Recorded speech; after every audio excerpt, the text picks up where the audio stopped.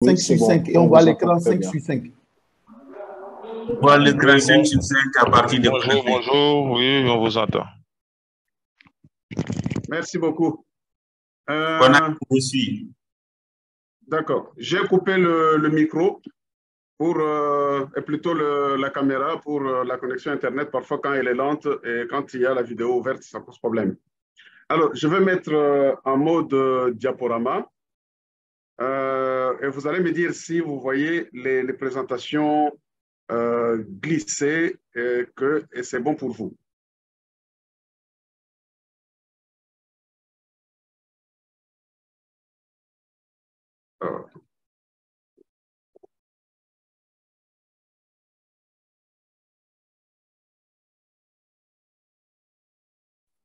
Oui, c'est visible.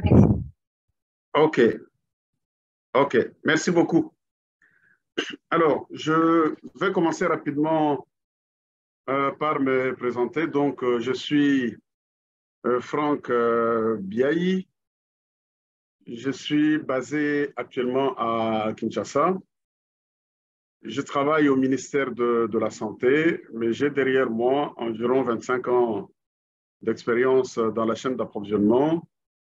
J'ai travaillé longuement sur les subventions Fonds mondial comme récipiendaire responsable de l'unité GAS, récipiendaire principal ministère de la Santé en RDC. J'ai occupé plusieurs fois les fonctions de conseiller pharmaceutique des ministres, plusieurs ministres de santé. J'ai été directeur de la pharmacie et du médicament toujours dans le pays. J'ai eu la possibilité de faire beaucoup de consultances nationales et aussi internationales dans plusieurs pays. Le dernier, je voudrais profiter de l'occasion pour saluer mes collègues de Guinée-Conakry, où j'ai été il y a 2 semaines. Je les salue et avec la joie de leur dire combien ils ont été chaleureux, hospitaliers et très bien accueillants.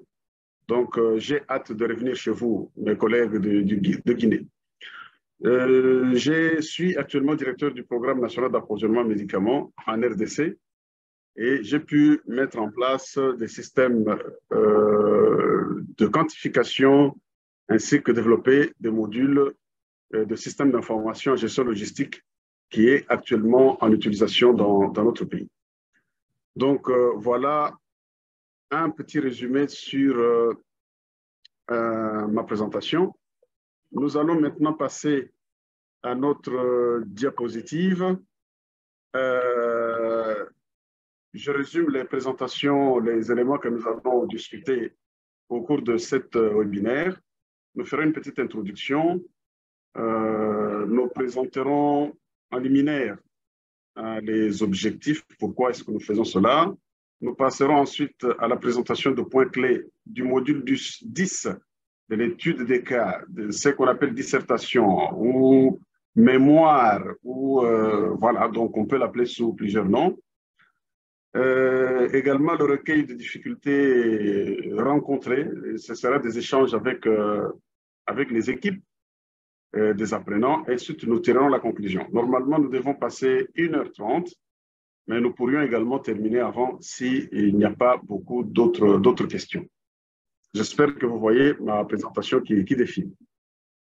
Alors, pour que nous puissions bien suivre la présentation, nous vous demandons que vous puissiez couper votre micro, éteindre vos caméras.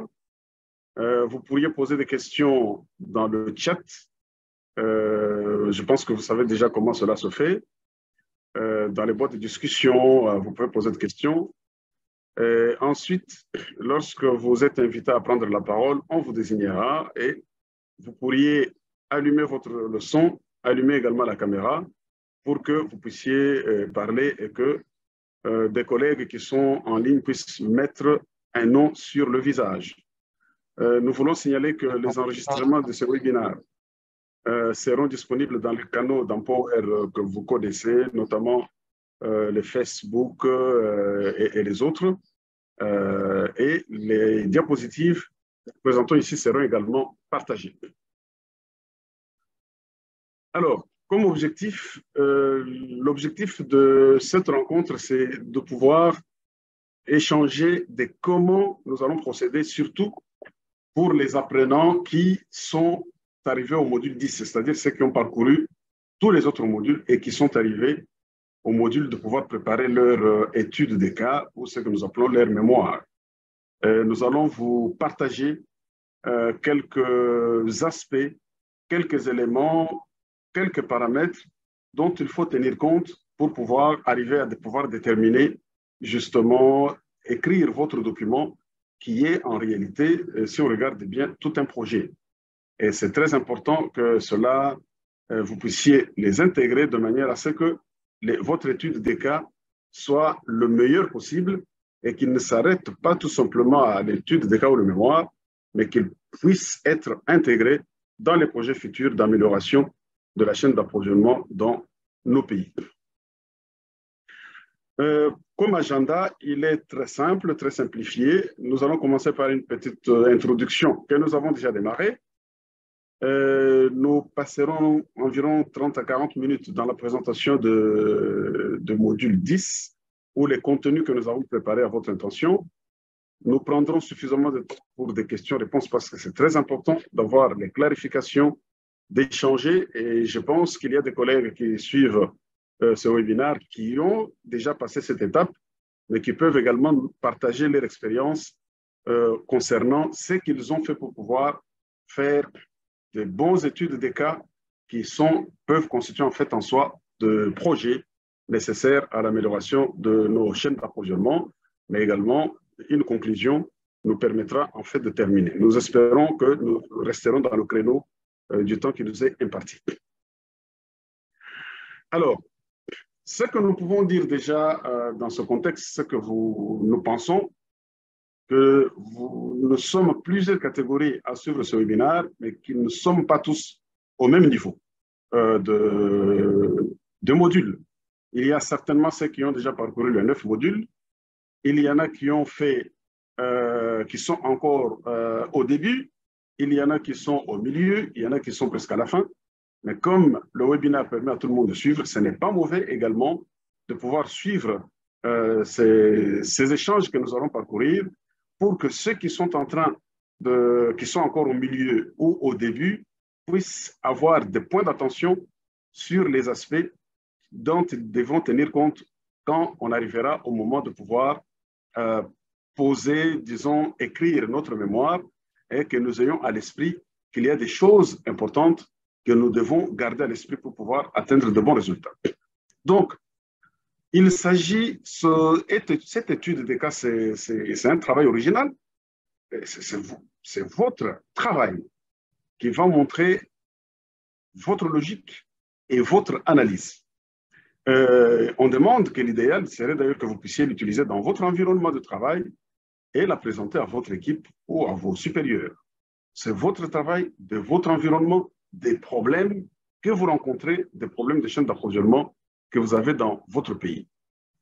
Vous devez en fait effectuer ce travail de manière indépendante, mais on vous encourage en fait à discuter avec vos collègues, vos collaborateurs, vos collègues de service, de département, de service, pour obtenir plus d'informations, plus de connaissances, afin de comprendre, d'avoir la meilleure compréhension. Vous devez leur parler, vous devez les interroger, vous devez poser des questions, afin d'arriver à réunir ce que nous appelons en fait suffisamment de soubassement qui puisse éclairer votre esprit pour savoir quel est le chemin que vous allez emprunter, parce que c'est très important de commencer par le problème et de s'assurer que ce problème, à la fin de la mise en œuvre de mon projet, la solution sera trouvée. Il est recommandé que le rapport que vous aurez à faire soit un rapport qui doit contenir 10 à 15 pages au maximum, y compris les pages de couverture, les pages de transition, si vous voulez, les remerciements, les références bibliographiques. On recommande que les caractères qui soient utilisés soient le caractère Arial, taille 11, avec des marges de 1 pouce, donc soit environ 2,5 cm, en haut, en bas, à gauche et à droite. C'est très important de pouvoir tenir compte de ces éléments. Vous devez présenter ce rapport de manière professionnelle avec une page de couverture, le titre, la date, le nom du module ou du projet, votre nom, la désignation, votre organisation, la ville, le pays. Et bien sûr, le document doit contenir les numéros de page, les sommaires, ainsi que les références. Alors, en Power, il y a habituellement deux options qui sont proposées au candidat qui a déjà parcouru les 9 modules. L'option A, c'est identifier vous-même un défi et proposer une solution pour résoudre ce problème que vous avez dans la chaîne d'approvisionnement. C'est la première possibilité que vous avez. J'ouvre une parenthèse pour dire qu'il y a une formation qui existe permettant de pouvoir conduire le candidat en partant de ce que nous appelons l'identification de l'urgence, en passant à toutes les étapes jusqu'à la présentation de la solution, la méthode, les outils utilisés, la stratégie, ainsi que tout ce que vous voulez. Ça s'appelle en fait, c'est une formation qu'on appelle la formation STEP 2.0. STEP 2.0. Elle est très importante et elle vous conduit dans une analyse logique en commençant par l'identification du problème jusqu'à la solution que vous recherchez ou plutôt à la solution que vous préconisez pour résoudre ce problème. La deuxième possibilité, c'est rédiger un plan de gestion des achats et de stock de la chaîne d'approvisionnement au format du Fonds mondial. Pourquoi le Fonds mondial? C'est parce que dans nos pays, surtout des pays sous-développés ou des pays africains ou apparentés, nous sommes soutenus depuis plusieurs années, une vingtaine d'années, avec 25 ans à peu près, avec des gros financements qui sont le financement du Fonds mondial pour la lutte contre le VIH, le paludisme et la tuberculose. Et ce financement est un financement pour ceux qui sont déjà dedans. C'est toute une école, je dirais même toute une université. Et on apprend beaucoup de choses en essayant de pouvoir mettre en œuvre ce plan. Nous avons, nous, la chance, depuis plusieurs années, d'avoir participé dans l'élaboration de ce mission au Fonds mondial, mais également dans la mise en œuvre de ces subventions. Donc, ce qui fait que, moi, je l'appelle, c'est une université parce qu'il vous apprend énormément de choses. Donc, lorsque vous avez fini vos 9 modules, vous avez ces deux options. Soit vous identifiez un défi que vous allez développer, vous identifiez les causes, comme nous allons le voir, et vous allez proposer, en fait, des solutions avec des éléments d'appui. Ou, comme je l'ai dit, vous faites un plan de gestion des achats et des stocks au modèle Fonds mondial qui contient, comme nous allons le voir, beaucoup d'éléments nous permettant de pouvoir creuser et identifier les lacunes que nous avons dans nos pays et y trouver des réponses avant de pouvoir mettre en œuvre le plan gaz du Fonds mondial. Alors, comment est-ce que nous pouvons organiser le travail en suivant une chronologie logique? Dans le travail, on devrait en fait retrouver, pour ce qui concerne l'option A dont nous avons parlé, c'est vous-même qui identifiez le problème. Vous trouvez d'abord ce que nous appelons, en fait, vous devez avoir une historique, un contexte. Il s'agit de votre département, votre service, ce que vous êtes responsable ou pas. Vous pouvez être responsable le grand boss, vous pouvez être un petit boss parce que vous êtes responsable d'un service, et qu'il y a un grand boss peut-être responsable d'un département. Et dans votre service, vous mettez ce contexte-là où vous travaillez. Deuxièmement, vous faites ressortir les défis. Les défis, ce sont les problèmes. Et on vous demande de les décrire. Les défis qui sont confrontés dans votre travail, dans ce que vous faites. Pour le faire, vous devez présenter des données. Il faut qu'il y ait des évidences qui montrent qu'il y a un problème. Nous avons l'habitude, par exemple, de dire dans la chaîne d'approvisionnement, oui, il y a des ruptures de stock, mais il faut les quantifier. C'est en termes de proportion. 80% des structures sanitaires ont connu des ruptures de stock de tels produits pendant telle période. Ça, ce sont des données dont on a besoin. Il faut présenter donc, comme je le disais, des données quantitatives, qualitatives, les ruptures de stock, mais il ne suffit pas de dire il y a eu des ruptures de stock, il faut que ça soit quantifié. Quelle est la proportion de médicaments qui sont en rupture de stock, qui ont été en rupture de stock? Combien de structures sanitaires ont connu des ruptures de stock pendant 1 mois, pendant 6 mois, pendant 1 année? C'est ça, les données quantifiées. Les problèmes de qualité. Est-ce qu'il y a eu des médicaments qui sont entrés dans le pays, qui sont de mauvaise qualité? Quelle est la proportion de médicaments de mauvaise qualité qui ont été identifiés dans le pays à travers notamment l'autorité de réglementation pharmaceutique? Les péremptions. Nous avons beaucoup de péremptions représentant 5, 10, 15, voire 20% de nos stocks. Donc, c'est un problème. Le gaspillage. Eh bien, on a prescrit des médicaments qui sont devenus des stocks morts parce qu'ils ne sont pas prescrits. Pourquoi ils ne sont pas prescrits? Parce qu'entre-temps, malheureusement, il y a eu des changements de protocole. Il y a aussi le problème de manque de capacité en matière de ressources humaines. Il y a cette difficulté. Voilà. La personne qui gère le stock ne sait pas remplir les fiches de stock, il ne sait pas faire de réquisition, il ne sait pas faire les commandes, mais tout cela est quantifié, vraiment quantifié. Excusez-moi. Alors, nous précisons aussi qu'il y a des problèmes de distribution qui peuvent bien sûr arriver, vous devez les quantifier, soit qu'il y a eu des difficultés dans le transport des produits d'une zone X vers une zone Y, parce que les routes sont devenues impraticables, parce qu'un ravin est arrivé, parce qu'un pont est tombé, ou parce qu'il y a l'insécurité. Voilà. Donc ça, tout cela, ce sont des problèmes que vous devez quantifier, circonscrire dans le temps et dans l'espace. Ensuite, troisième élément, ce sont les solutions que vous préconisez, ce sont les interventions. Vous devez présenter une solution qui a déjà été mise en œuvre. C'est-à-dire que dans les mêmes conditions, dans les mêmes situations, il s'est avéré qu'une solution avait été trouvée.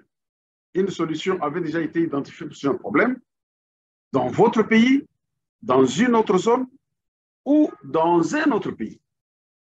Je continue, je précise que c'est en tenant compte de contextes similaires. Donc, et vous recommandez cette solution que vous présentez pour relever ce défi. On nous demande également d'expliquer pourquoi cette solution a fonctionné ailleurs ou comment il fonctionnera. Il faut justifier assurer comment il va fonctionner. Préparer les détails de manière structurée en commençant par l'objectif général, puis en mentionnant les objectifs spécifiques. On recommande qu'il y ait 3 à 5. Il ne faut pas avoir beaucoup d'objectifs spécifiques, sinon on se perd. Et ensuite, 3 à 4 à 5 activités par objectif. Vous comprenez que là, c'est tout un projet qu'on est en train d'écrire. Et ensuite, expliquer comment vous allez mettre en œuvre cette solution, comment vous allez faire, y compris le calendrier, les ressources nécessaires, financières et humaines. Ensuite, nous avons l'étape de mesurer. Puisque vous avez identifié le défi, parce que vous avez identifié les causes, parce que vous avez proposé des solutions, parce que vous avez donné les éléments concernant toutes les ressources nécessaires, il faut indiquer ensuite comment vous allez mesurer l'impact. Après avoir mis tout ça en œuvre, voilà les indicateurs que je vais utiliser pour m'assurer de l'atteinte des objectifs que nous nous sommes assignés. Donc, on dit qu'il faut expliquer comment vous allez mesurer le résultat ou l'impact, ou si le projet est terminé, mentionner alors comment vous allez mesurer le résultat. Donc, nous avons des indicateurs, bien sûr, de processus, nous avons des indicateurs d'effet, nous avons des indicateurs d'impact. Comme vous le savez, les indicateurs d'impact sont des indicateurs qui viennent quand l'intervention est sur une période assez longue ou longue. Enfin, vous terminez par vos observations, vos remarques finales et votre analyse, qu'on appelle perspicacité. Alors, là, nous étions dans l'option où c'est vous qui avez identifié le problème, votre propre défi. Mais il y a également l'option B que nous avons proposée ici. Et comme je l'ai dit dans nos pays, le Fonds mondial est partout et nous finance. Donc, nous sommes astreints à pouvoir écrire, à pouvoir mettre en œuvre. Il faut développer des documents que le Fonds mondial demande, exige, avant de mettre en œuvre ce programme ou ces subventions au pays. Donc, si vous êtes un chef de département GAS, gestion des achats et de stock de votre pays dans la lutte contre les maladies, ou vous vous occupez du volet renforcement du système de santé, votre mission, en fait, consiste, lorsque les subventions Fonds mondial doivent venir, eh bien, c'est à vous de pouvoir être en mesure capable de pouvoir remplir, écrire tout ce que le Fonds mondial demande afin de pouvoir démontrer que vous allez atteindre les objectifs. Et donc, il y a des outils, nous allons vous montrer juste comment ils se présentent, qu'il faut remplir. Il faut dire que le Fonds mondial a beaucoup évolué dans le temps. On appelait ce document le plan GAS, le plan de gestion des achats et des stocks, qui, il y a plusieurs années, a commencé par ce que nous appelions le profil pays. Donc, c'est un document contenant plusieurs questions qui parcourent tous les segments, tous les domaines de la chaîne d'approvisionnement. Et pour chaque domaine, il y a plusieurs questions auxquelles il faut répondre, soit par oui, soit par non. Et quand vous dites oui, il faut fournir le soubassement. Si vous dites que nous avons ceci dans le pays, il faut annexer le soubassement qui le démontre. Donc, il s'agit de remplir un grand nombre de sections qui sont pertinentes pour votre domaine de travail et que vous comprenez. Chaque section doit comporter des données, des analyses, des conclusions suffisamment approfondies. Et si bien faites, elles doivent être utiles à votre organisation. Donc, vous pouvez créer dans votre programme des outils, des procédures pour divers types de catégories de médicaments. C'est le cas de VIH, de médicaments essentiels, paludisme, planification familiale, etc., etc. Récemment, même le Covid, parce qu'il y a des subventions Covid que le Fonds mondial finance actuellement. Alors, si vous vous concentrez sur un domaine particulier, par exemple l'assurance qualité, les prévisions ou la gestion de stock, vous pouvez en fait créer un rapport de projet détaillé sur cette fonction particulière.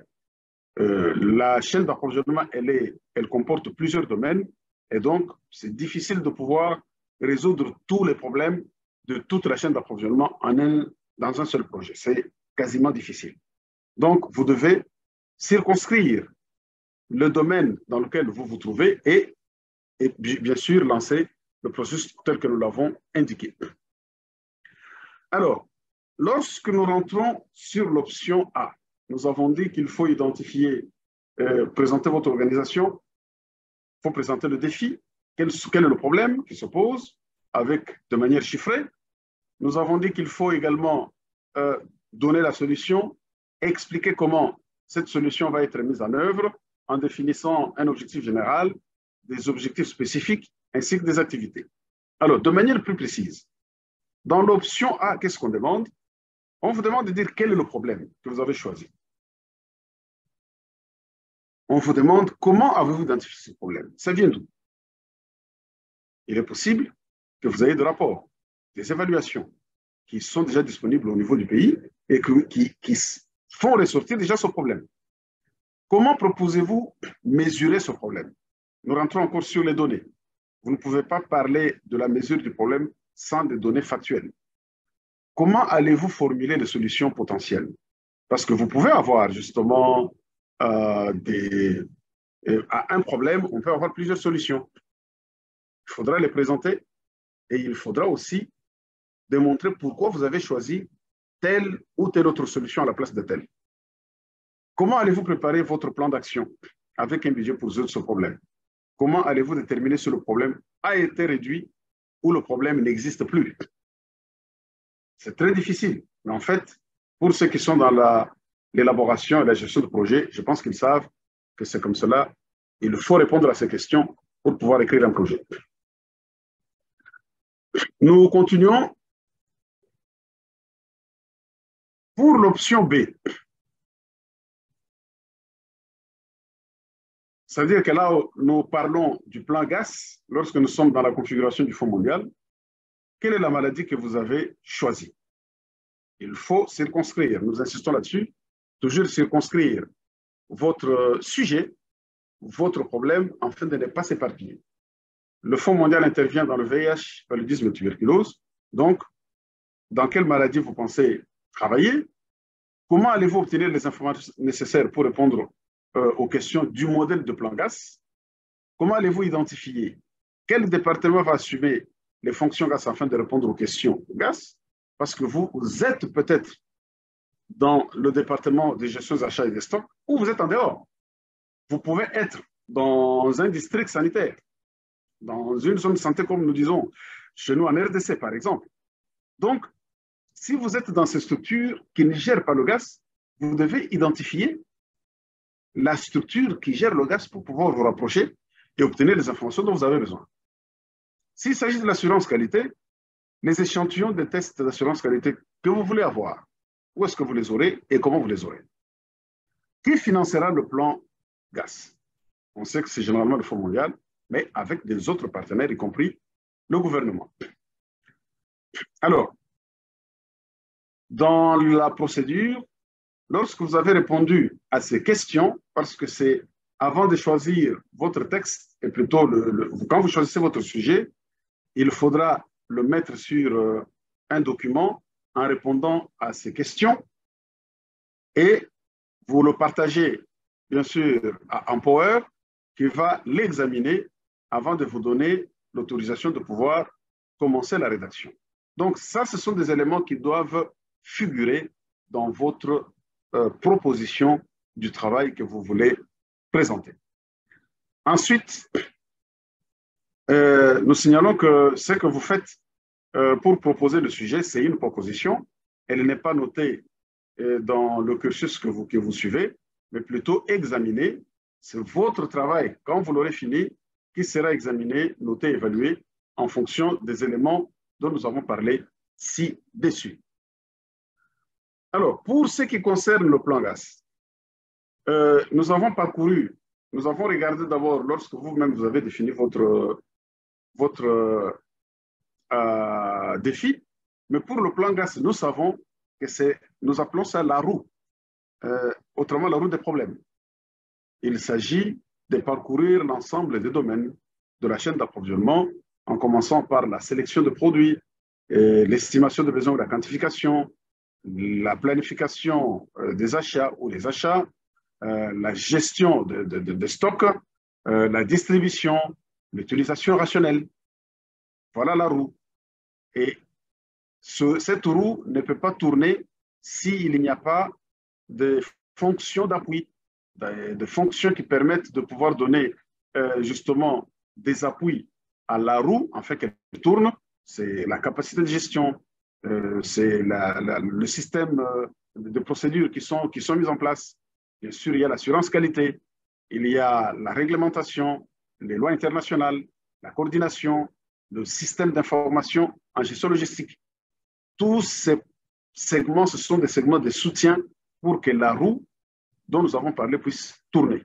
Et donc, vous voyez bien que si vous regardez bien, vous allez constater qu'en fait, avec le plan GAS, modèle Fonds mondial, nous parcourons toute la chaîne d'approvisionnement, toute la chaîne de bout en bout, avec non seulement la roue, que nous appelons le cycle logistique, ou le cycle de gestion pour certains, avec toutes les fonctions de soutien qui sont juste à côté. Alors, dans le temps, le Fonds mondial présentait un formulaire. Et ce formulaire contenait les éléments que vous voyez là, c'est-à-dire le titre du plan GAS, s'il s'agit du plan GAS pour le palu, pour le VIH ou pour la tuberculose, le nom du département qui est responsable, l'État ou le pays. Et on reprend dans ces colonnes, après avoir bien entendu fait la quantification, on détermine quels sont les coûts d'achat des produits pharmaceutiques, de médicaments, quels sont les autres produits de santé, excluant les médicaments, c'est par exemple les produits de laboratoire, les consommables médicaux et tout ce qui entoure les produits, ainsi de suite. Nous avons les dispositifs et le produit diagnostic. Nous avons les services liés au gaz. Quand vous achetez, il y a toujours des coûts, d'autres coûts, qui sont des coûts, on les appelle habituellement des coûts cachés, mais en fait, c'est des coûts qui permettent de pouvoir assurer que les médicaments arrivent jusqu'au bénéficiaire. Il y a aussi des coûts liés aux ressources humaines, renforcement de capacité. Les personnes doivent être formées. Donc, tous ces coûts-là doivent être inclus dans ce plan gaz pour savoir que toutes les activités que nous mettons en place permettent à ce que la population puisse avoir le médicament. Ensuite, d'autres activités qui suivent, comme vous le voyez, qu'est-ce que ça coûte pour l'assurance qualité des produits, pour le système d'information, pour les activités liées à la sélection? Est-ce que vous avez besoin de revoir les directives standards de traitement? Rappelez-vous, les modules sur la sélection de médicaments, vous avez vu toutes les étapes. Est-ce que nous avons besoin de fonds pour faire les prévisions ou pour faire les revues de quantification? Est-ce que nous avons besoin d'argent pour faire la planification, les achats, les contrats? Les achats, par exemple, lorsque nous sommes dans le processus d'achat, vous le savez très bien, en tout cas pour ceux qui sont dans la chaîne d'approvisionnement, ils savent qu'il y a des coûts liés notamment aux analyses des offres. Il faut avoir un comité qui doit faire l'analyse de ces offres, produire un rapport. Ces personnes, généralement, il faut toujours prévoir ce que nous appelons habituellement un jeton de présence pour pouvoir les motiver. La gestion de stock, est-ce que ça demande de fonds? Le stockage, est-ce que ça coûte? Combien? Où? Quand? Comment? La distribution, c'est le transport. L'utilisation rationnelle, est-ce qu'il faut reproduire les guides, la liste nationale de médicaments essentiels? Est-ce qu'il faut reproduire les protocoles de prise en charge qui sont des éléments qui permettent à ce que l'utilisation rationnelle soit adéquate? Donc, toutes ces informations, vous devez les insérer. Et il faut demander ces informations non seulement au programme de lutte contre les maladies, il faut les demander aux unités qui gèrent le processus des chaînes d'approvisionnement pour que vous ayez l'ensemble de ces données. Ce n'est pas facile, mais il faut le faire. Alors, ensuite, on demande à ce que l'organisation qui effectue les achats puisse disposer de réglementation, de procédures, avec des éléments permettant de garantir la transparence ainsi que la compétition. Donc, les achats, comme vous le savez, des problèmes de fraude surviennent dans la chaîne d'approvisionnement de manière particulière au niveau des achats parce qu'il y a souvent des problèmes qui sont liés au manque de transparence. Il faut indiquer la valeur totale estimée des achats effectués par le service pour les 10 derniers mois, y compris les produits de toutes les sources. C'est très important. Lorsqu'on prévoit d'acheter des médicaments les 3 prochaines années, il faut indiquer ce qui est déjà prévu et par source de financement. Indiquer la valeur totale des achats à effectuer au cours de 12 prochains mois, y compris toutes les nouvelles sources de financement, incluant bien sûr les achats du Fonds mondial.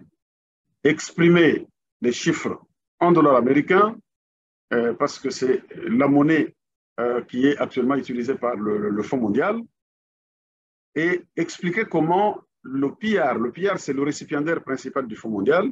Pour ceux qui travaillent avec le Fonds mondial, ils savent ce que c'est. Le Fonds mondial, en fait, généralement, n'a pas de bureau dans les pays où ils interviennent.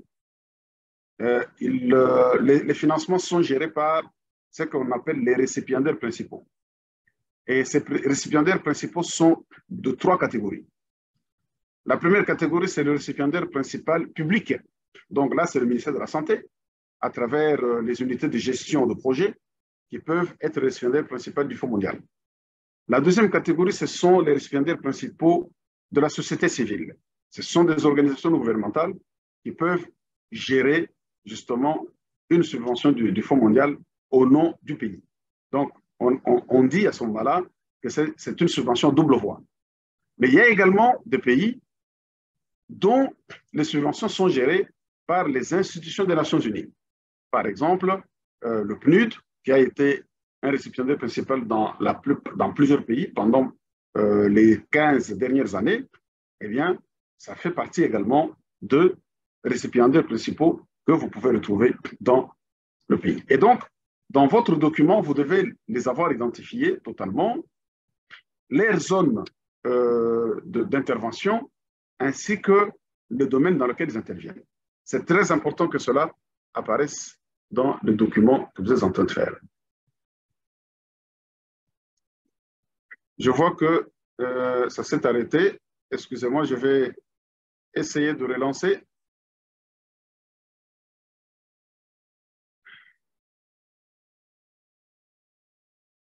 Je vois que j'ai un tout petit problème, excusez-moi, juste 2 minutes.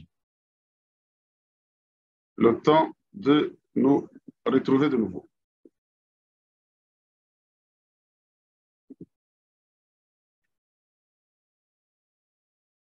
OK, je pense que ça passe.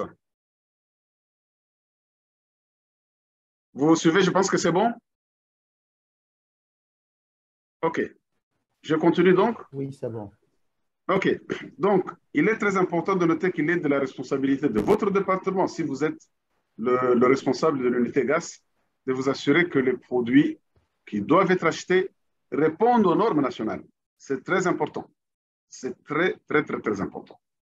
Pour cela, il faut que le pays dispose d'une autorité de réglementation pharmaceutique en état de fonctionnement, c'est-à-dire capable d'enregistrer des médicaments, de faire les inspections de bonnes pratiques de fabrication, bonnes pratiques de stockage. Donc, vous devez avoir cette autorité. Généralement, dans la plupart des pays, ce sont les directions de pharmacie et de médicaments. Dans certains autres, ce sont des agences de médicaments telles que en Tanzanie, le TFDA. En RDC, récemment, c'est l'Agence congolaise de réglementation pharmaceutique, etc., etc. Donc, vous devez vous assurer que les produits que vous achetez ont été approuvés, donc ont des autorisations de mise sur le marché et devront avoir des autorisations d'importation. Toute la réglementation du pays doit être respectée. C'est très important. S'il s'agit de produits diagnostiques également, est-ce que le pays les a enregistrés, certifiés? Il faut s'assurer que cela est fait. Ça fait partie des éléments d'assurance qualité. Et si vous recevez les produits, quelle est votre stratégie pour inspecter, tester ces produits une fois qu'ils sont achetés? Comment est organisé le système de contrôle? Comment il se fait? Pour que les produits arrivent, y a-t-il un laboratoire de contrôle de qualité qui existe dans le pays aux normes ISO 17025 ou certifié par l'OMS ou pas? Et sinon, s'il n'y a pas de laboratoire, comment vous faites? Ces informations doivent être incluses dans votre document. Quelle est la procédure lorsqu'un produit est défaillant? Il faut imaginer un produit qui a été déjà distribué et qui se retrouve dans un district sanitaire ou une formation sanitaire dans nos pays, qu'il faut rappeler comment vous faites. On doit avoir une procédure très claire qui définit comment cela doit être fait. On demande également de pouvoir décrire le type de système d'information que vous avez dans le pays. Est-ce qu'il est manuel? Est-ce qu'il est numérique? Est-ce qu'il est mixte? Et il faut déterminer jusqu'à quel niveau il fonctionne. Est-ce que c'est un système capable de recueillir les informations relatives aux achats, suivre le calendrier, absorber les résultats des inventaires, le nombre de personnes traitées? Tout cela doit être clairement décrit et défini.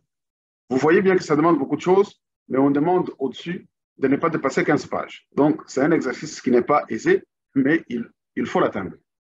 Alors, s'il n'y a pas de système en place, il faut indiquer le plan. Comment vous allez faire? Comment vous allez faire? OK.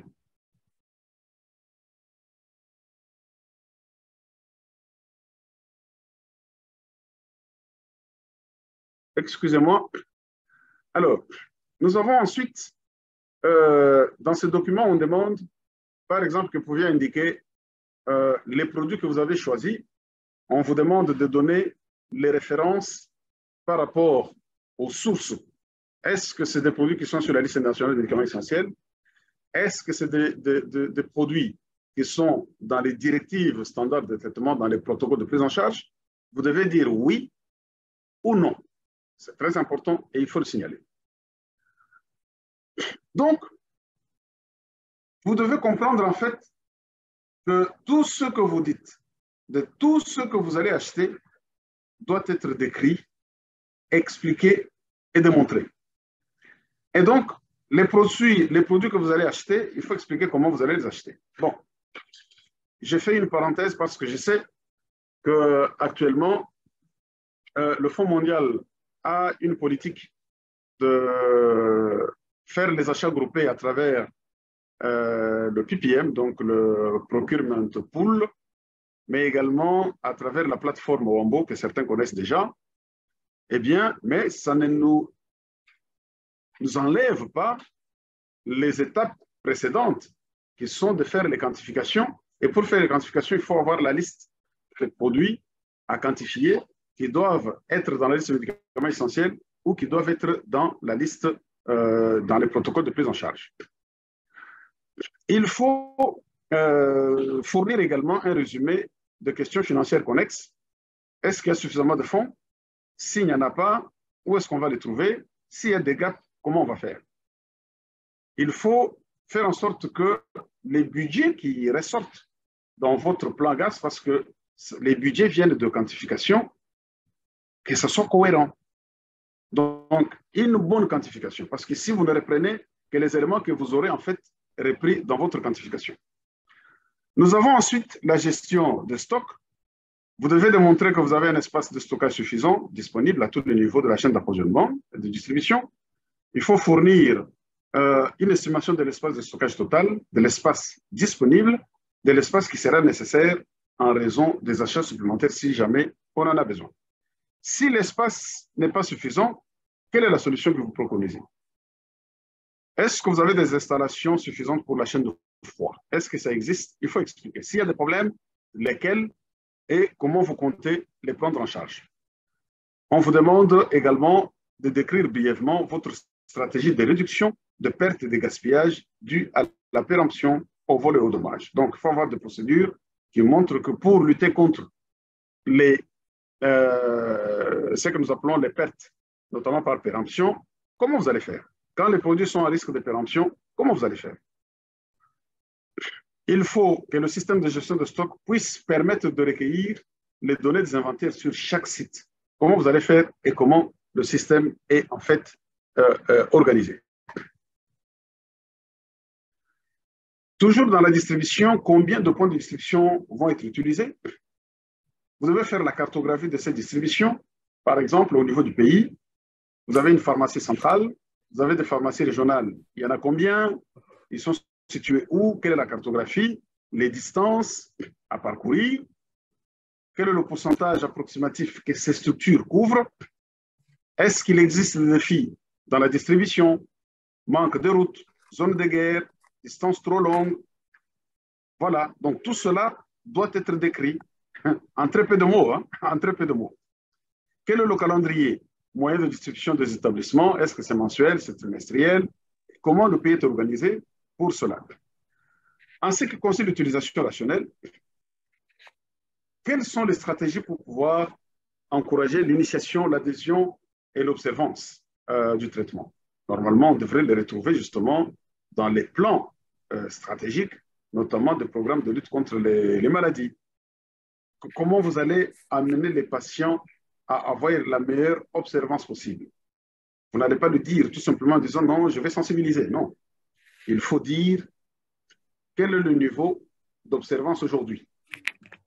Cela veut dire qu'il faut que vous disposiez au préalable des études, j'espère bien que nos pays devraient avoir fait, pour pouvoir indiquer le niveau d'observance des patients. Et à travers ces niveaux d'observance, vous devez vous projeter sur comment vous allez améliorer cela à travers les stratégies qui sont dans le plan stratégique. Est-ce que vous avez un système de pharmacovigilance qui fonctionne pour pouvoir faire la surveillance des effets indésirables ou de la résistance aux médicaments? Tout cela, vous le décrivez afin de démontrer que le pays est prêt. Ensuite, il y a les éléments de coût. Vous avez compris, nous avons la liste des produits. Nous avons déterminé comment ces produits, d'où ils viennent, de la liste des médicaments essentiels, des directrices standards de traitement. Vous avez déjà fait votre quantification. Il faut les prendre maintenant ici pour chaque produit en termes de valeur, ce que ça va coûter pour chaque année. Vous le reprenez et vous faites le total. Donc la liste est là. Vous allez d'avoir, voilà, vous voyez, c'est plusieurs listes avec plusieurs catégories de produits. Alors, le Fonds mondial avant avait justement ces feuilles que je viens de vous partager, que vous deviez remplir. Hein, il fallait remplir. C'était des fichiers Excel qu'il fallait remplir et ensuite envoyer. Mais ensuite, le Fonds mondial a développé depuis NFM3, si ma mémoire est bonne, un outil qui, je pense, est en access, que je vous présente là. Donc, c'est le module type de liste de produits, en anglais HPMT, ou si vous voulez, Health Product Management Template.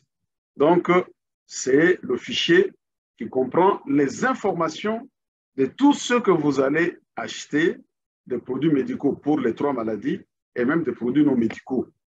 Vous devez remplir ce fichier. C'est un gros fichier, je pense qu'il est en access, dans lequel vous allez renseigner toutes les données, toutes les informations que vous avez dans votre pays pour un financement donné. Ça peut être pour le palu, pour le VIH ou pour la tuberculose. Vous devez les renseigner et ce fichier permet de faire des calculs automatisés pour qu'on ait à la fin les budgets par catégorie de produits et par catégorie de coûts. C'est très important de pouvoir le faire. Donc, ce fichier, je pense, je vous partagerai dans la suite tout le fichier. C'est un fichier qui est Excel, mais en access, en fait. Je vous partagerai cela, je partagerai pour que vous puissiez voir comment il est construit.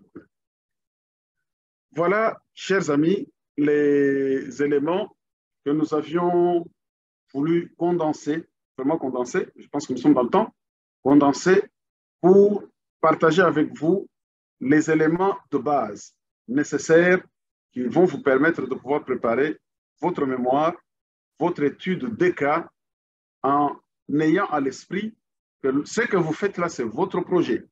Il ne va pas s'arrêter à écrire, mais c'est un projet que vous pouvez mettre en œuvre en mobilisant des ressources dans votre pays ou un document de plaidoyer pour que les autres, les gouvernements ainsi que les partenaires qui auront trouvé un intérêt dans le travail que vous avez fait puissent justement vous accompagner. Je voulais justement vous informer qu'à ce sujet, après que j'ai fait mes cours et également mon étude des cas, j'ai travaillé principalement sur la qualité des données.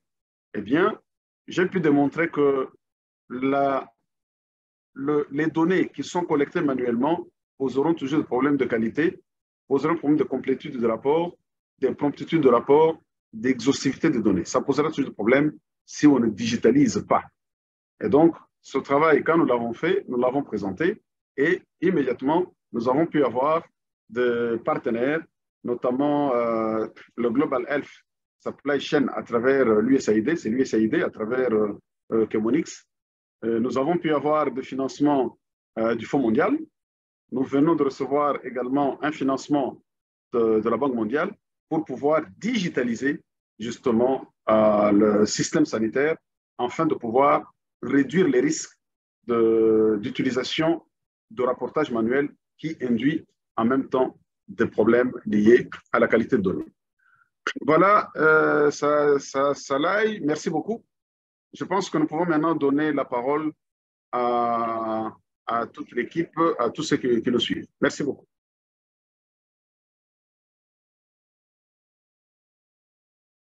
Maintenant, la parole est à vous. N'oubliez pas, vous levez la main, on vous désigne et puis vous ouvrez le micro. Je remets la parole à Salah et de manière à ce qu'elle puisse assurer la modération pour donner des autorisations pour que les collègues puissent poser des questions. Merci. Merci, Dr. Franck Biaye. Est-ce qu'il y a des questions? Vous pouvez les poser. Oui, il y a 2 mains levées.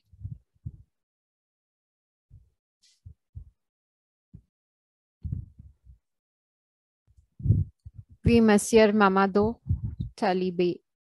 Ok, merci dans l'ensemble et merci aussi à notre grand expert pour la brillante présentation qui ressemble à un cours magistral. Félicitations à lui dans l'ensemble. Est-ce que vous me recevez? Oui, oui. Vas-y. En fait, moi, Ouais, on vous reçoit. ok, moi, je suis en Guinée-Conakry. Notamment, je veux évoquer un point sur les cas au niveau du Fonds mondial sur les maladies TB, VIH et tuberculose. À un certain moment, notamment en 2022, début 2023, il y a eu des pénuries de médicaments du VIH-TB et même parfois de la tuberculose. Je veux savoir, est-ce que, en fait, j'avais aussi parlé pour la stratégie d'achat groupé du Fonds mondial. Est-ce que les stratégies d'achat groupé, c'est l'ensemble des pays dont le Fonds mondial est représenté, en fait, avec le plan des besoins de chaque pays dont le Fonds mondial répertorie et pour faire un achat groupé.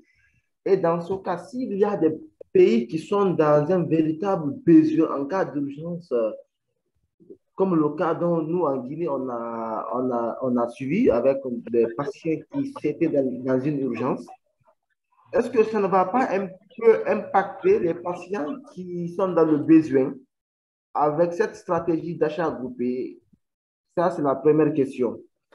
Et la deuxième question, c'est juste des petites remarques au niveau des fonds mondiaux. Je ne sais pas si particulièrement pour le cas de la Guinée et sur les autres pays, est-ce que c'est le même rythme? Est-ce que avec les cas de pénurie du VIH, du TB, tuberculose et paludisme, vous connaissez tous, ce sont des maladies à haut risque. Moins de en fait, on perd la personne. Est-ce qu'il ne faudrait pas un peu changer cette stratégie d'achat groupé pour faire l'achat en cas de besoin? Ou bien c'est les pays qui font des commandes à tard alors que vraiment l'achat groupé est fait? Merci, c'est ma première question. Je m'en limite là. Merci.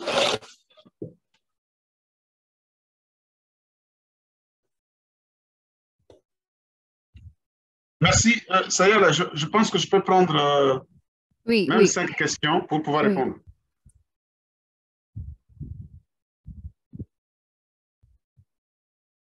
Donc, s'il y a d'autres questions, je peux les enregistrer. Oui, et puis, Monsieur Christian, il y a les mains levées, donc je vais appeler les noms et puis vous pouvez poser des questions. Monsieur Christian?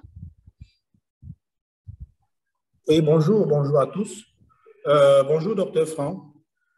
Merci pour la présentation. Je ne sais pas si vous me recevez. Je vous reçois. Merci beaucoup. On te reçoit. D'accord. Moi, je suis j'ai l'impression d'être un peu égaré parce que là, on parle, vous avez bien énoncé et détaillé l'étude de cas. Ce que je voudrais savoir, dans une situation comme la mienne, moi, je suis pas dans le secteur public, je suis dans le secteur privé. Je suis pharmacien assistant dans le secteur privé au Cameroun. Comment est-ce que je vais donc faire pour pouvoir est-ce que c'est possible pour moi d'avoir une étude de cas? Parce que quand je vous ai suivi expliquer, c'était plus pour des employés du secteur public. Donc, c'est ma préoccupation. D'accord. Merci, Monsieur Christian. Ensuite, Monsieur Gérard.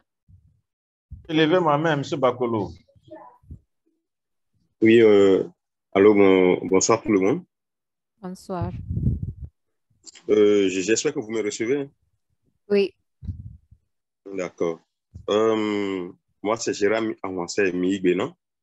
Je suis béninois, je suis actuellement au Bénin.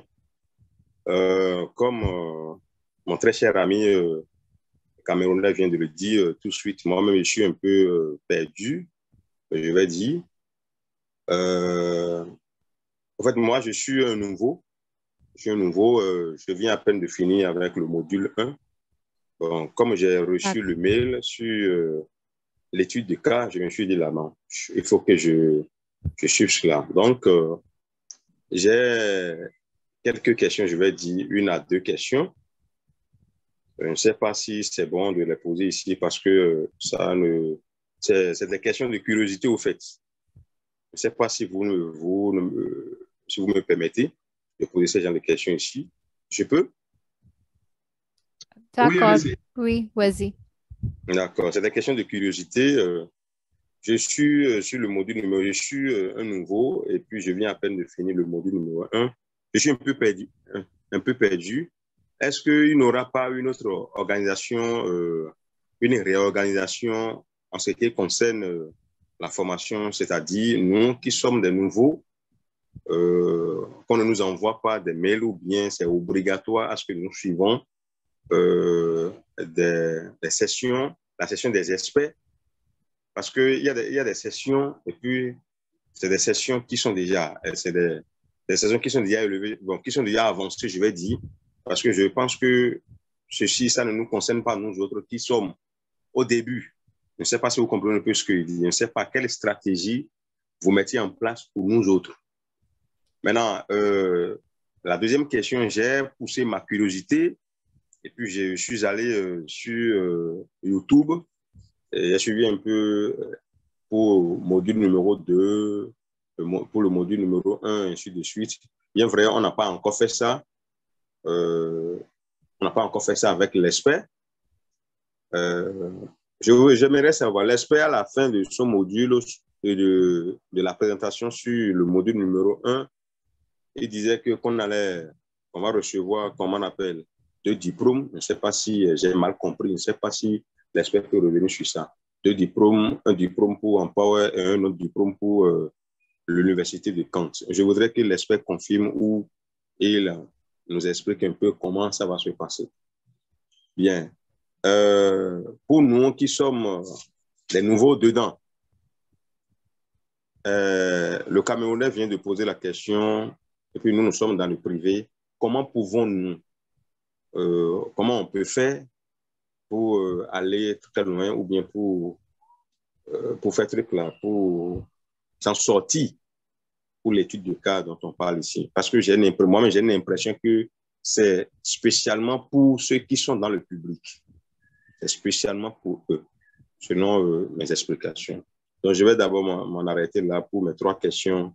Si j'ai d'autres questions, je vais lever encore la main et vous reposer aussi. Merci beaucoup, monsieur. Merci. Ensuite, on entend Monsieur Ledon Meni.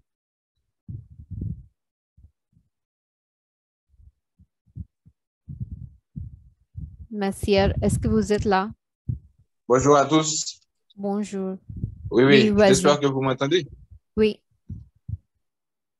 D'accord. Bon, je suis Mani Ledon, je suis pharmacien, je suis en Haïti et je travaille à World Vision International en tant qu'officier de quantification des produits pharmaceutiques sur le projet Fonds mondial. Maintenant, l'une de mes préoccupations, c'est concernant les politiques utilisées par les pillards ou bien par Fonds mondial. Et en ce qui a trait avec la distribution et le stockage des produits de santé. Maintenant, je me questionne toujours pourquoi Fonds mondial utilise cette stratégie ou bien est-ce que c'est une stratégie imposée par Fonds mondial ou bien c'est une stratégie utilisée par les pillards dans tous les pays en termes d'allocation de cette partie-là, en parlant de stockage et de la distribution des produits de santé. Parce que, vu avec les mauvais services des fois qu'on donne, soit le secteur privé donne et par rapport à ces parties-là, pourquoi Fonds mondial n'utilise pas plutôt une stratégie d'assurer plutôt le stockage et de la distribution et dans tous les pays? Par exemple, si nous prenons par exemple un pillard, il prend le projet pour 3 ans par exemple, qui est renouvelable ou pas.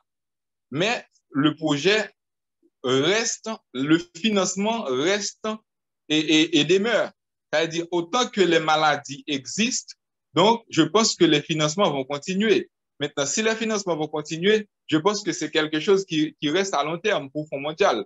Donc, je pense que est-ce que Fonds mondial ne peut pas utiliser de préférence de faire les structures de stockage, d'assurer la distribution à lui-même, et il pourrait devenir un allocateur pour les autres institutions, que ce soit dans le secteur privé ou bien les autres ONG.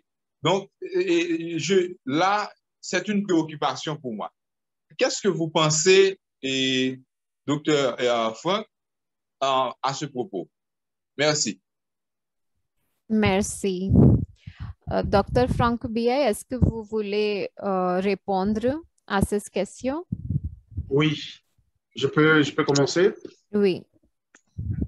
Merci beaucoup. Merci à tous les collègues qui ont posé des questions. Je vais essayer très rapidement donner quelques réponses.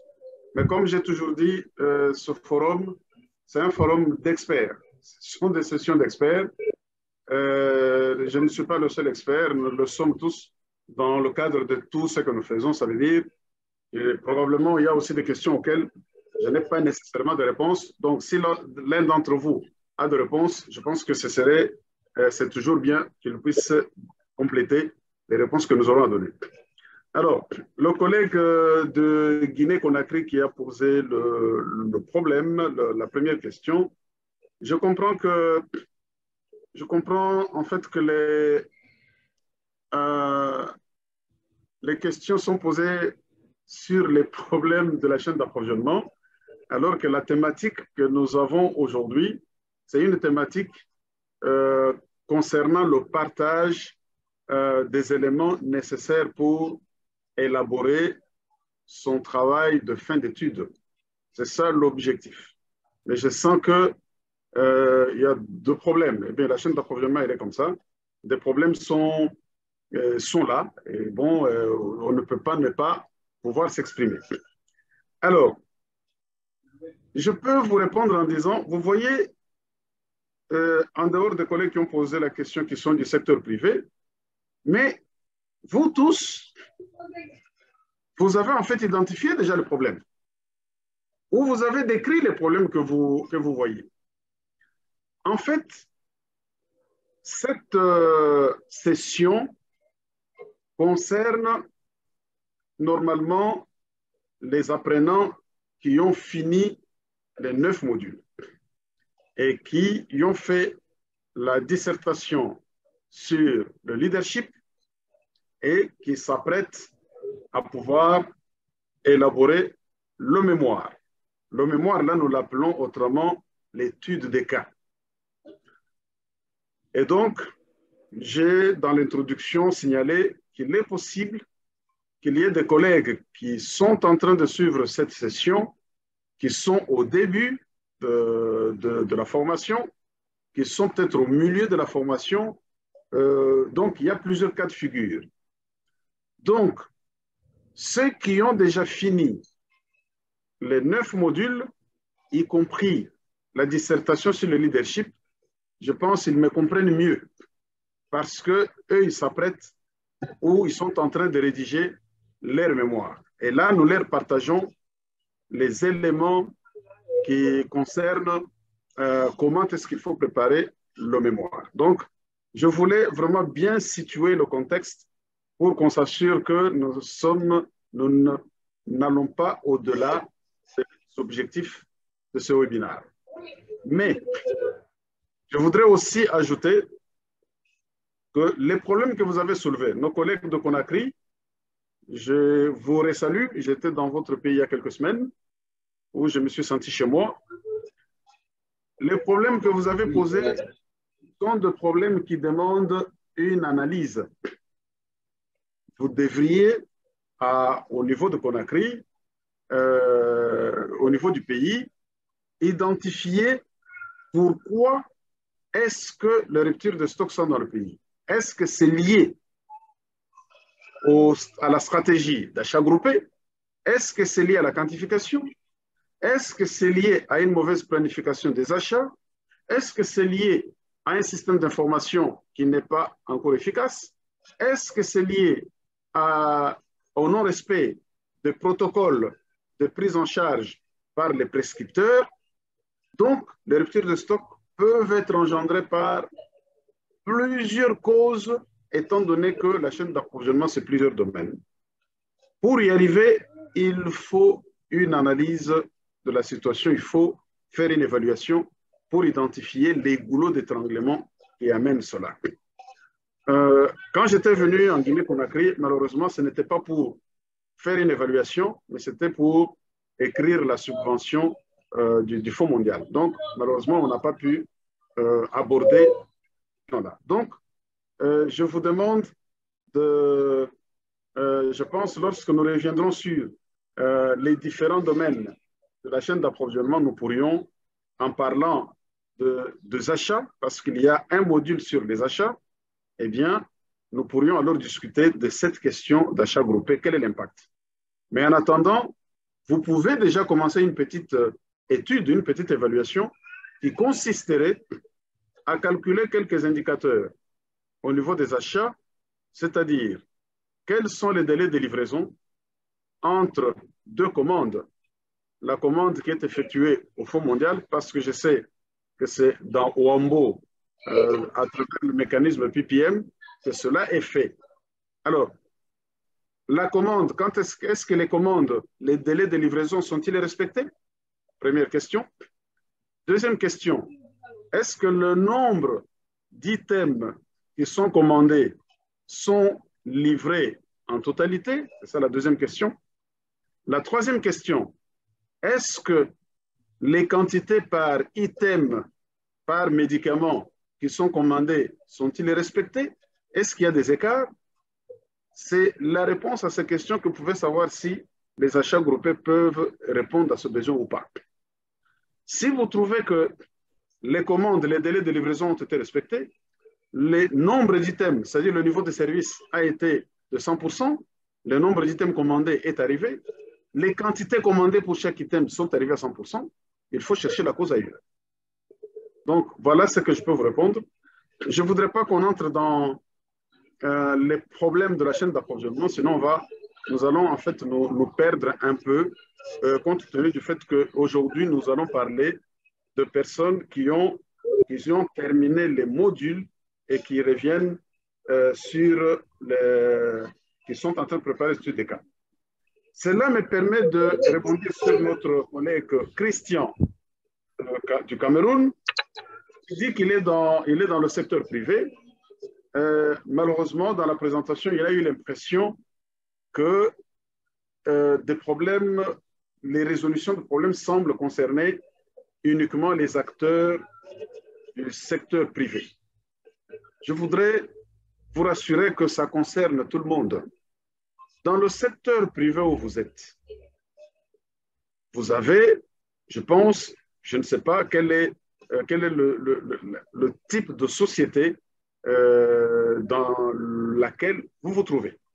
Mais s'il s'agit d'une société pharmaceutique, peut-être qui achète des médicaments et qui les distribue ou qui les vend, il est possible qu'il vous est arrivé à un moment donné qu'au niveau du pays, c'est un exemple, que vous ayez constaté que le pays connaît une rupture de stock de telle et telle molécule. Quand ce médicament est demandé et que vous êtes parmi ceux qui le fournissent dans votre société, mais vous devriez savoir pourquoi est-ce qu'on en arrive là. Parce que vous devez travailler pour que les produits soient toujours disponibles. Ça, c'est le premier cas de figure. Le deuxième cas de figure, même si vous êtes dans un secteur privé, il ne vous est pas interdit de faire votre étude des cas dans les structures sanitaires publiques. Cela n'est pas interdit. Bien sûr, il faut demander les autorisations requises. Vous pouvez aller dans des hôpitaux, des centres de santé, pour voir si les produits sont réellement disponibles. Et lorsque vous constatez que ces produits sont disponibles, et ça, on peut le savoir de plusieurs manières. Nous avons tous des familles, de grandes familles. Vous pouvez accompagner quelqu'un à l'hôpital. Vous arrivez à l'hôpital, on fait le diagnostic, on fait les analyses, et puis on vous fait une ordonnance au lieu de traiter la personne. Vous pouvez poser des questions, mais comment là n'est pas la pharmacie? Ah non, nous avons de rupture de stock, ah, nous n'avons pas d'argent. C'est un élément qui peut vous conduire déjà à pouvoir établir un défi. Donc, si vous êtes dans le secteur privé, vous pouvez travailler dans le secteur public, mais cette fois-là, vous serez à l'aise dans l'option A que nous avons présentée. Nous avons dit que nous avons des options pour faire les mémoires, pour faire l'étude des cas. L'option A, c'est vous qui identifiez votre défi, qui identifiez le problème. Et nous avons établi la démarche pour vous permettre d'arriver jusqu'à la solution. L'option B, celui-là concerne effectivement des personnes qui travaillent dans le secteur public ou ceux qui travaillent chez les acteurs qui sont des acteurs du financement Fonds mondial. Donc, ça peut être des privés comme des récipiendaires principaux qui ne sont pas publics. Vous pouvez également faire cette étude-là, cela n'est pas interdit. Donc, même si vous êtes dans un secteur privé, nous rencontrons tous des problèmes de rupture de stock de manière régulière. Eh bien, ce sont des problèmes que vous pouvez identifier. Vous pouvez apprendre qu'il y a des grandes quantités, des tonnes de médicaments qui ont été détruits parce que périmés. Et ça peut vous intéresser, hein, si vous êtes du secteur public.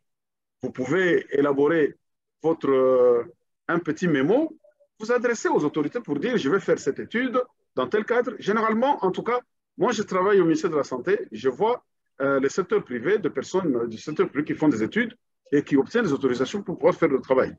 Donc cela n'est pas uniquement destiné aux collègues du secteur public. Et donc, là je tombe sur ce que notre collègue du Bénin a dit. Il demande par exemple qu'on puisse réorganiser de manière à envoyer les mails uniquement aux personnes qui sont concernées par le module. Je voudrais justement vous informer que nous avons ces webinaires par module et nous les suivons de manière chronologique. Nous avions donc commencé depuis l'année passée avec le module 1, ensuite le module 2, le module 3, le module 4, ainsi de suite, jusque nous arrivons au bout de l'étude des cas.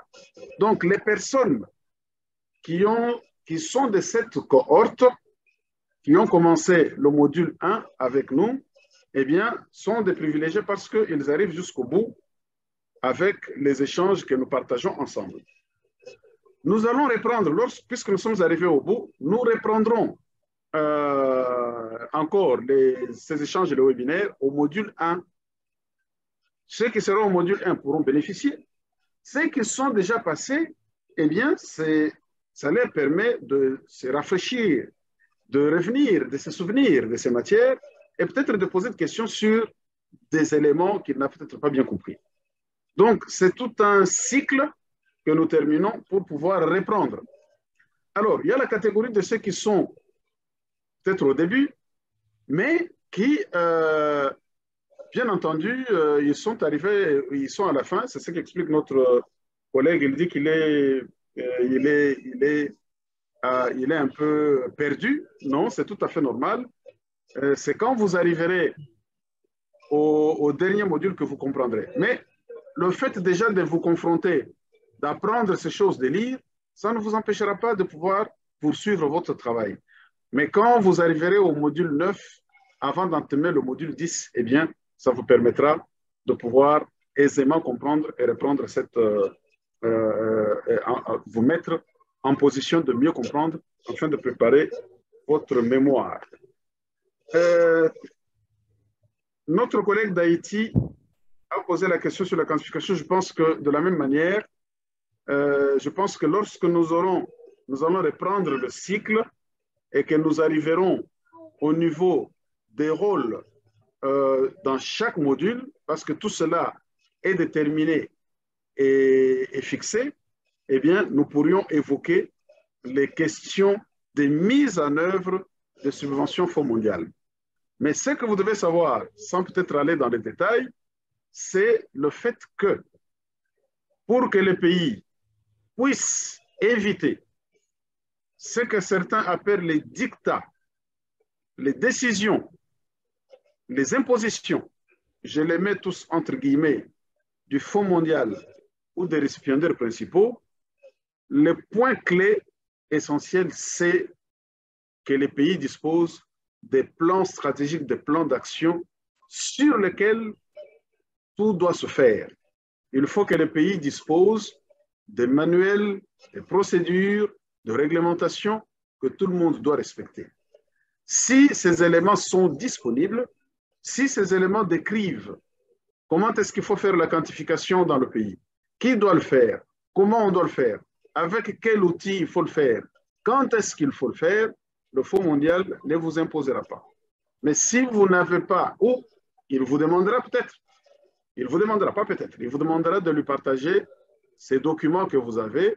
S'ils estiment par exemple qu'il y a des lacunes, ils partageront avec vous ces lacunes et vous pourriez améliorer le document. Donc dans tous les cas d'espèce, c'est au pays de mettre en place des structures, des organisations, de réglementation, des procédures qui font que quand le Fonds mondial vient, lorsqu'il vient en disant un financement est annoncé, eh bien le pays dit le financement qui est annoncé, voilà comment je vais le mettre en œuvre dans mon pays. Je vais utiliser tel plan parce qu'il existe, je vais utiliser telle procédure parce qu'elle existe, elle est appliquée, je vais utiliser tel document. C'est cela la solution importante. N'oubliez pas le leadership au niveau du pays. Le leadership au niveau du pays est important, surtout par rapport plutôt au public. Ce sont les publics qui émettent les normes, qui émettent des procédures, qui émettent des réglementations. C'est à eux de renforcer les pays, afin que les pays aient des capacités de pouvoir absorber les financements internationaux avec des soubassements de réglementation qui sont acceptés justement par tous les partenaires. Donc, moi, je dis, mon expérience je dirais, de 20 ans avec le Fonds mondial, j'ai vécu ces impositions parce que les pays n'avaient pas de plan stratégique, de réglementation, des normes suffisantes pour pouvoir assurer le Fonds mondial que ce que nous allons faire va entrer dans les normes, ça sera efficace et ça va atteindre les objectifs. Voilà, Salah, les réponses que je voulais donner. La plupart des collègues ont posé des questions sur les contenus justement des différents modules que nous avons déjà passés. Donc, il y a une nécessité que nous puissions, puisque nous sommes arrivés au bout, il faut qu'on reprenne très rapidement les autres modules pour que nous puissions rattraper ceux qui ont déjà avancé de façon à pouvoir récupérer une autre cohorte. Merci beaucoup. Merci beaucoup. Il y a des autres questions, Monsieur Franck Biaye. Est-ce que... OK. Oui. Donc, oui, j'écoute. Dagnin Patrice Bacolo, vous pouvez poser votre question. Merci bien au présentateur pour cette brillante présentation. J'espère qu'on m'entend, hein? Oui. Voilà, il faut dire que dans les réponses apportées aux autres collègues, j'ai eu pas mal d'éléments de réponse sur les questions que je voulais poser. Donc, je vais faire l'économie de ces questions-là et aller directement à l'essentiel. D'abord, je voulais savoir, est-ce que, comme ce qu'on a l'habitude de voir dans les écoles classiques, est-ce que chaque apprenant, chaque étudiant sera accompagné par un expert, un enseignant de Empower? Ça, c'est ma première question. Également, la question est revenue plusieurs fois. Pour nous, par exemple, qui ne travaillons plus dans le système public, la possibilité d'identifier un problème, un défi en lien avec le public et traiter de ce défi-là. Est-ce qu'il y a cette possibilité? Est-ce que c'est forcément là où on exerce qu'il faut identifier le défi? Ça, c'est ma deuxième question. Et l'autre question, c'est concernant la collecte des données. Parce que pour aboutir à une étude des cas bien élaborée, il faut collecter des données. Et voyant notre situation où c'est au niveau national, au niveau central, il faut avoir l'autorisation des premiers responsables. Parce que je prends le cas, moi, dans mon pays, par exemple, au Burkina Faso, sans autorisation, on ne va pas te permettre, on ne va même pas t'écouter, quoi. Donc, qu'est-ce que Empower prévoit pour ça? Est-ce qu'on va nous envoyer des canevas de demande de collecte de données ou bien, je ne sais pas comment ça s'est passé avec les promotions antérieures? Donc, voilà résumé mes quelques préoccupations. Sinon, dans les réponses apportées aux premières réponses, j'ai eu vraiment beaucoup d'éléments de réponse. Merci bien, merci. Merci. Donc, dernière deux questions parce que nous sommes déjà au bout de la session. Monsieur Santish Miago. Oui, bonjour, c'est madame. C'est madame. Madame, oui. Il n'y a pas de problème. Il n'y a pas de problème. Oui, bonjour. Donc, je suis Santish Miago, je suis agent local pour le Fonds mondial, je suis basée au Burkina Faso. Moi, j'avais deux questions techniques. En fait, si on prend par exemple l'option du Fonds mondial, est-ce que il faut qu'on remplisse la HPM Tool en fait pour l'ensemble des produits de santé, ou on peut se baser sur une seule pathologie? Il faut vraiment faire le plan d'achat de l'ensemble de la subvention, donc pour palu, TB et malaria, et éventuellement Covid, parce que ça fait quand même beaucoup et c'est un nouveau fichier. Le nouveau fichier, il est relativement lourd. Et la deuxième question, c'était de manière spécifique, la première page qu'on doit écrire, à qui il faut adresser. Parce que moi, sincèrement, depuis le début de la formation, j'ai beaucoup de mal dans les références, dans à qui on doit discuter, parce que des fois, j'écris, j'ai pas de réponse. Il y a beaucoup de références dans les liens qui marchent pas. Donc, j'ai fait pas mal de mails, j'ai pas toujours eu de retour. Donc, voilà, donc c'est pour être un peu clair, voilà, à qui on doit adresser vraiment cette première page pour savoir si on est bien dans le bon axe, et si on prend l'option du Fonds mondial, est-ce qu'il faut remplir la HPMT dans son intégralité ou juste se baser sur une pathologie? Merci. Merci. Donc, dernière question, Monsieur Alan, vas-y. Oui, je remercie Dr. Franck Biaye pour sa brillante présentation qui nous a édifié. Au fait, c'était quasiment un cours magistral. Mais ma petite question est celle-ci. On a entendu le Dr. Franck Biaye parler du sujet qu'il a eu à faire, et ça m'a directement piqué au niveau de ma mémoire en disant, ben voilà, moi je suis dans la chaîne d'approvisionnement, je travaille beaucoup plus particulièrement dans la chaîne d'approvisionnement de vaccins au niveau d'une des provinces de la RDC. Moi, je suis dans la province du Kwilu. Et j'ai aussi, au fait, trouvé comme gros problème, c'est celui de la qualité des données. Contrairement à Franck Biaye, moi, je suis un médecin de formation. J'ai géré une zone de santé où, comme vous le savez, vous appelez ça district sanitaire. Et j'ai toujours compris qu'on a un grand problème de qualité des données. Alors, étant entendu que c'est un sujet qui est déjà exploité par Franck Biaye ou qui serait déjà exploité par d'autres personnes, est-ce que l'institution permet à ce qu'un sujet soit abordé dans le domaine de travail de tout un chacun, mais qu'il soit alors abordé différemment? Je ne sais pas, peut-être le docteur Franck Biaye, lui, a travaillé sur tous les médicaments essentiels ou tous les médicaments de la RDC ou tous les produits de santé. Mais moi qui suis seulement dans le secteur de la vaccination, est-ce qu'il s'est permis que nous puissions avoir quasiment les mêmes sujets, mais à aborder différemment chacun selon son secteur, son domaine d'application, merci, ou de travail? Merci beaucoup. Et les autres, s'il y a des questions, vous pouvez écrire dans le chat. Et oui, donc, Dr. Biaye, est-ce que vous voulez répondre à ces questions? Merci beaucoup. Merci. Je remercie tous les collègues qui ont déjà encore posé des questions. Nous voyons qu'il y a toujours très peu de temps pour ces discussions qui sont très, très, très intéressantes. Alors, je voulais commencer par notre collègue Patrice du Burkina Faso, que je salue. J'ai été dans ce pays merveilleux et j'y ai passé déjà un mois qui était inoubliable. Je crois qu'il a posé la question sur l'accompagnement de l'apprenant. Oui, nous pouvons vous dire que l'accompagnement par Empower est prévu. Nous avons eu un petit problème d'organisation interne qui a fait que, je crois que notre collègue qui a parlé à la fin a soulevé le fait qu'il a envoyé des mails, il n'a pas reçu de réponse. C'est parce qu'il y a eu un changement de personnel. Donc, un changement de personnel que nous sommes en train de régler.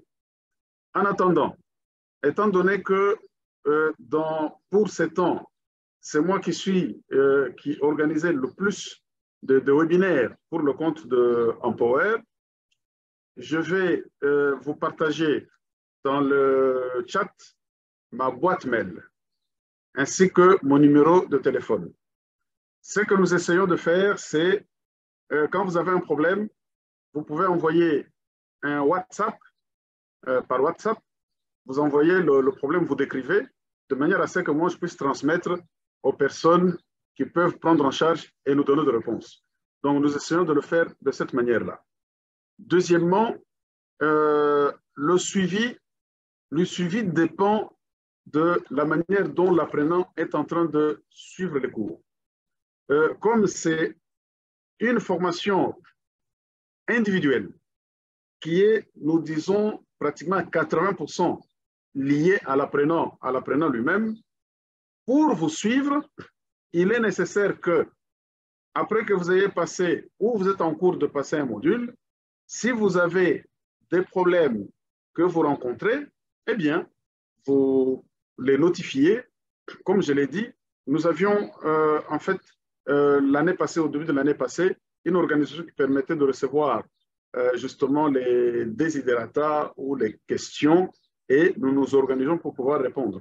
Mais avec le changement de personnel, je peux dire qu'on a eu une petite période de flottement que nous sommes en train de rattraper. Donc, en attendant, je vais mettre dans le chat ma boîte mail ainsi que mon numéro de téléphone pour permettre que par WhatsApp, vous puissiez m'atteindre.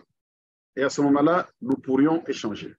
Donc, il n'y a pas un accompagnement où on peut dire, voilà, chaque semaine, nous discutons avec l'apprenant. Vraiment, cet apprentissage dépend à plus de 80% de vous-même parce que vous avez en face des diapositives, vous les lisez, vous pouvez accéder justement à des ressources. Maintenant, là, je retombe sur notre collègue de Burkina Faso, donc Madame Sentiche, qui a justement soulevé la question de ressources qui ne sont pas accessibles.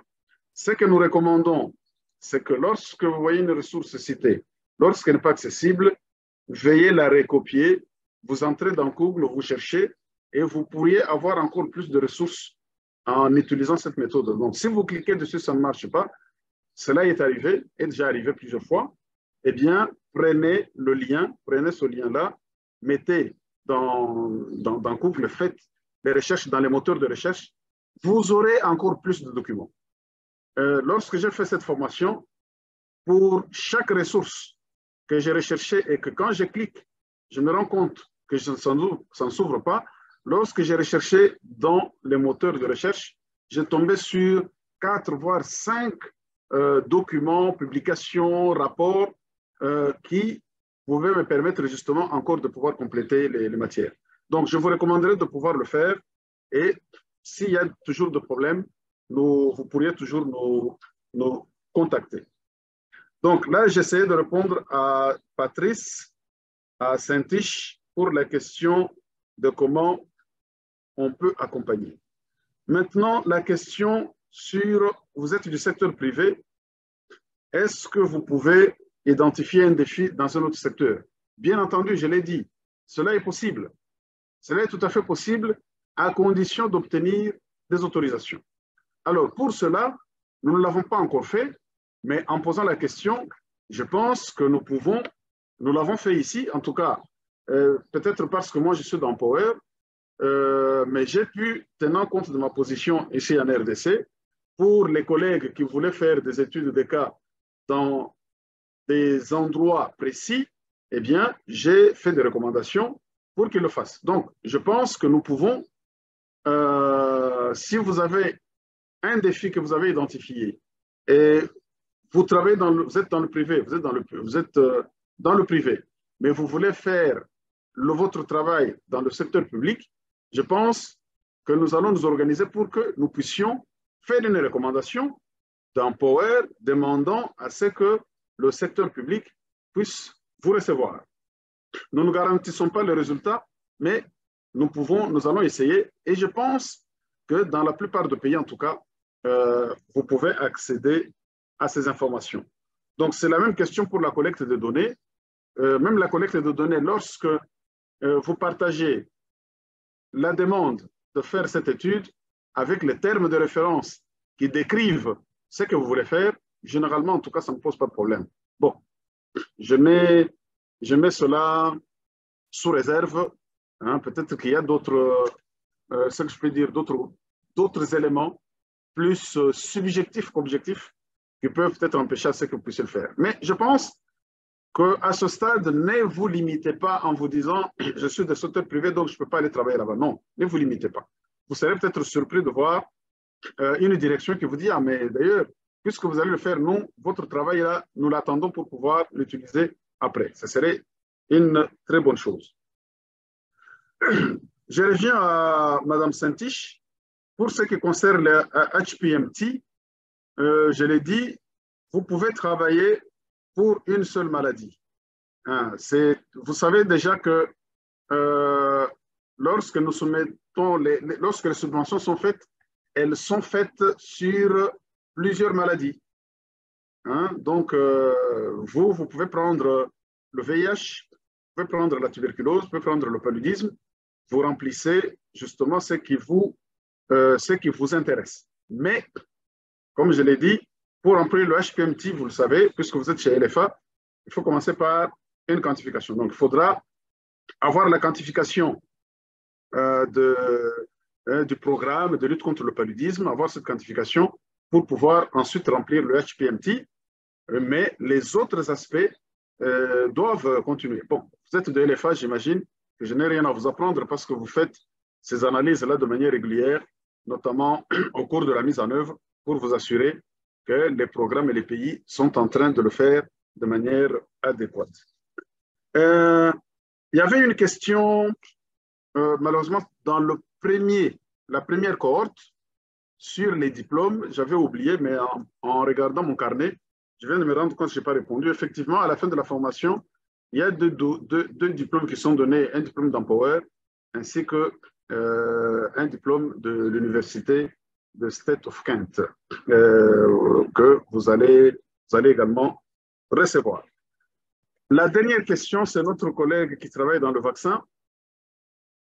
Eh bien, la qualité des données reste un défi important dans la plupart de ce que nous faisons. Donc, tout dépend de la manière dont vous allez identifier les causes de cette qualité de données. Juste pour vous donner un exemple de ce que nous avons vu, nous avons constaté par exemple, je pense, vous accédez au système DHS2, le District Health Information System. Peut-être que vous accédez aussi à Infomed, à la plateforme Infomed RDC. Ce que nous avons essayé de faire, c'est de pouvoir croiser, ou ce qu'on appelle la triangulation, les données des patients dans le cadre de PALU avec les données des quantités consommées déclarées. Donc, nous avons mis ensemble dans une province donnée le nombre de cas de paludisme diagnostiqués, confirmés et traités. Et nous avons vérifié les quantités consommées. Et nous avons constaté qu'il y avait des discordances. Et nous sommes posé la question pourquoi. Et lorsque nous avons recherché, collecté les données, nous nous sommes rendus compte, par exemple, qu'un des problèmes, un des goulots d'étranglement majeurs provient de l'encodage des données. Comme vous le savez, le rapportage au niveau des formations sanitaires est manuel. Dans le rapport papier, et ces rapports papier sont amenés au niveau des bureaux centraux des zones de santé, dans nos pays de nos collègues, on appelle ça district sanitaire. C'est là où l'encodage se fait dans le DHS2. Maintenant, nous avons calculé pour un district sanitaire ou chez nous, zone de santé, nous avons un hôpital général de référence qui doit rapporter, s'il a tout le paquet technique, qui doit rapporter 4800 données par mois. 4800 items par mois. Dans un district sanitaire ou une zone de santé, nous avons également environ, en tout cas, plus de 10 centres de santé. Plus de 10 centres de santé. Si nous prenons un centre de santé, qui a tout le paquet minimum d'activité, nous avons environ 2500 données qui doivent être encodées dans le DHS2. Alors, si le district sanitaire et la zone de santé ont, le district sanitaire a 10 centres de santé, c'est le minimum, ça veut dire 2500 fois 10, ça nous fait 25 000 données. Plus les 4800, mettons les 5 000 données, ça nous fait 30 000 données. Il faut donc imaginer qu'une personne a une pile de rapports contenant 30 000 données et qu'il doit mettre dans le DHS2 en 5 ou 6 jours. C'est clair qu'il ne pourra pas y arriver. Il ne pourra pas. Et donc, le premier jour, il va mettre les données. Les autres jours, il va taper les chiffres qui lui conviennent. Quand nous avons démontré cela, eh bien, nous avons dit, si nous voulons résoudre cette question, il faut descendre le niveau d'encodage. Au lieu que ce soit au niveau du district, il faut le descendre pour que chaque structure sanitaire encode ses propres données. À ce moment-là, on supprime l'engorgement, on améliore la complétude du rapport, on améliore la promptitude de ces rapports et on améliore l'exhaustivité des données. Quand on aura fait la digitalisation, c'est-à-dire en descendant au niveau de rapportage au niveau de formation sanitaire, on a résolu les problèmes de ces 3 indicateurs de qualité déjà. Et nous savons qu'en faisant ça, nous allons améliorer automatiquement, en fait, ou à très fort pourcentage, la qualité de données de manière générale. Voilà comment nous avons procédé. Maintenant, vous pouvez trouver d'autres causes, parce que les causes ne sont pas uniques. Il n'y a pas une seule cause, il y en a beaucoup. Vous pouvez identifier une autre cause et travailler dessus pour que l'ensemble de ces projets qui traitent chaque boulot d'étranglement, on arrive à la fin à une résolution de ce problème où nous aurons des contributions que nous pouvons appeler des contributions dans la solution de problèmes. Voilà, je ne sais pas si j'ai répondu à toutes les questions. Je suis en train d'écrire ma boîte de contacts. Quand vous m'écrivez, mettez toujours en copie Madame Sayali qui fait la modération. C'est très important pour que nous soyons à deux. Au cas où moi, je n'ai pas vu les mails, elle peut toujours me rappeler pour que nous puissions suivre. Donc, je mets ma boîte mail ainsi que mon numéro de téléphone pour des contacts WhatsApp. Pour les collègues, il y a des collègues qui continuent justement à constater des défaillances dans la réaction d'Empower par rapport au problème. Nous vous demandons de pouvoir nous en excuser et faites, pour vous qui êtes là, veuillez prendre contact avec moi en copiant Madame Sayali et je pense que nous allons essayer de nous améliorer et que vos problèmes seront résolus. Donc, je vois des collègues qui ont écrit dans le chat qui n'ont pas reçu le diplôme, vous allez le recevoir. Bon, d'autres questions, on ne sait malheureusement pas les aborder. Voilà, je parcours. Voilà. Oui, Madame Sayali, je vous demande de reprendre tous les messages et de me les envoyer pour que je puisse répondre peut-être individuellement à des collègues qui ont des questions qui sont posées ici pour lesquelles on n'a pas su répondre.